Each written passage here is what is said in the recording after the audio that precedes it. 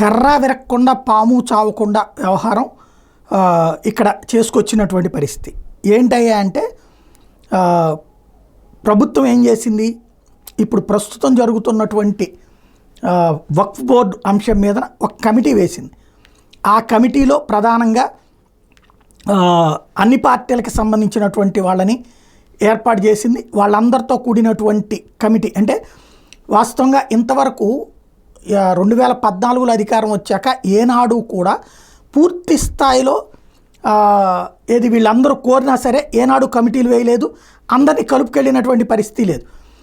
అలాంటిది ఇప్పుడు తాజా పరిస్థితుల రీత్యా అనుకుంటా ఒక కమిటీ వేశారు. ఈ కమిటీలో స్పెషల్ ఏంటంటే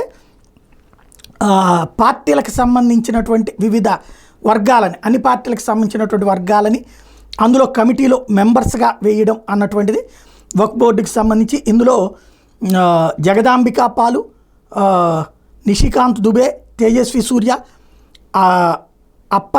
అపరాజిత సారంగి, డాక్టర్ సంజయ్ జైస్వాల్, ఇట్లా చూసుకుంటే ఆంధ్రప్రదేశ్ నుంచి తెలుగుదేశం నుంచి శ్రీకృష్ణదేవరాయలు, అట్లాగే వైఎస్ఆర్ కాంగ్రెస్ పార్టీ నుంచి విజయసాయిరెడ్డిని తీసుకున్నారు.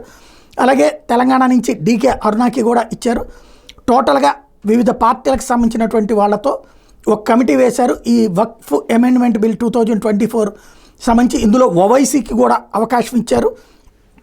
వీళ్ళందరూ కూడా ఆ బిల్లుని చూసి వీళ్ళు ఇచ్చేటటువంటి నివేదిక అన్నటువంటిది ఆధారపడి ఉంది. తద్వారా మేము ఇందులో ఏ ఉద్దేశంతో చేయట్లేదు, పబ్లిక్కి అవసరమైందే చేస్తున్నాము, అందులో అన్ని పార్టీలు ఉంటారు కాబట్టి ఆ ఒపీనియన్ కూడా తీసుకుంటాం అన్నటువంటి ఈ బిల్లు ఇది ఉద్దేశం. అంటే ప్రజాస్వామ్యంలో ఇంతవరకు ప్రతిపక్షాలు అంటూ ఉండే కదా కమిటీ ఏమంటే ఈ జాయింట్ పార్లమెంటరీ కమిటీ అని. ఇప్పుడు జాయింట్ పార్లమెంటరీ రాజ్యసభ లోక్సభ సభ్యులతో కూడినటువంటి కమిటీ వేయడం ద్వారా ఇప్పుడు మెజార్టీ తగ్గింది కాబట్టి ఒక అడుగు కిందకి దిగి అట్ ద సేమ్ టైం హిందుత్వ అంశాలకు సంబంధించి ఎక్కడా నేను వెనక్కి తగ్గలేదన్నటువంటి సంకేతం అటు ఇస్తూ ఒక స్ట్రాటజిక్గా నడిపింది మోడీ సర్కార్.